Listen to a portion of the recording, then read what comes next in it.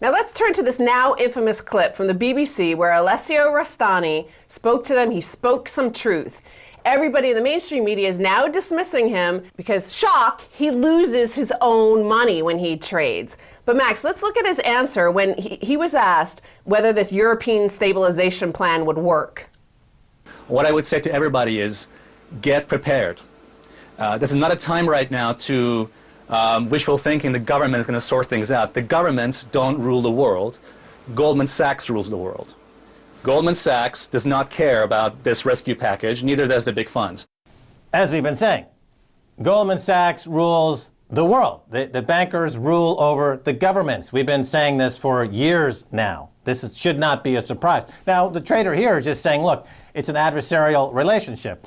I'm trading against you. You're my enemy. You, the person out there who has to work for a living. I get bailouts. I don't work for a living. I just take all the money the government gives me. I make bets. If I make a losing bet, they bail me out. You suffer. Ha ha, you're the loser. Well, he's saying, in fact, that all of you people out there waiting for your government to rescue you, they are not going to rescue you because they are working for the banks. The banks rule the world. You have to appeal to the bankers to step down, come out with your hands up, whatever it is. You have to talk to them because talking to your government is not going to do anything for you at this point because, as he says, the banks rule the world. And how many times has this Dick Durbin, the senator from America, also said this? He said the banks rule the place. So how many times do you have to be told? Right. I mean, I don't understand. Here you have the Occupy Wall Street folks. They're down there, and they're wondering, well, we're here. Well, now what do we do? Well, they have to demand that the bankers come out with their hands up, or they're going to go in. So here he is. He says that Goldman Sachs rules the world and the other big banks. Now let's turn back a little bit, wind back a bit in his interview where he explains the mind of a trader, how a banker looks at the financial chaos in the world. For most traders, it's not about, that we don't really care that much how they're going to fix the economy, how they're going to fix the whole situation. Our job is to make money from it.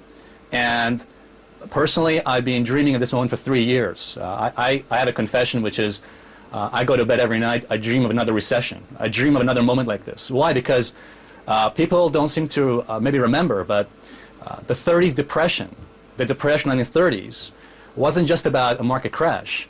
There were some people who were prepared to make money from that crash. And I think anybody can do that. It isn't just for some people in the elite.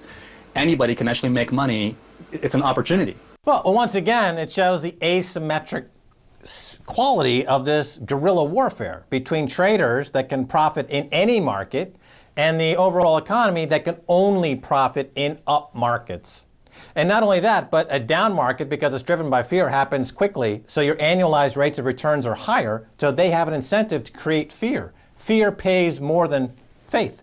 Traders know this, and they love to stoke fear. And they are working against the general population, who can only have benefits if markets go up. So it's a completely asymmetric warfare, just like we see asymmetric warfare all over the world, where the U.S. will go into Iraq, for example, and call that a war. As somebody once said, it's a war if somebody's shooting back. You know, here you have a financial war, but it would only be a war if the people getting abused by financial terrorists were shooting back in some way. But they're not.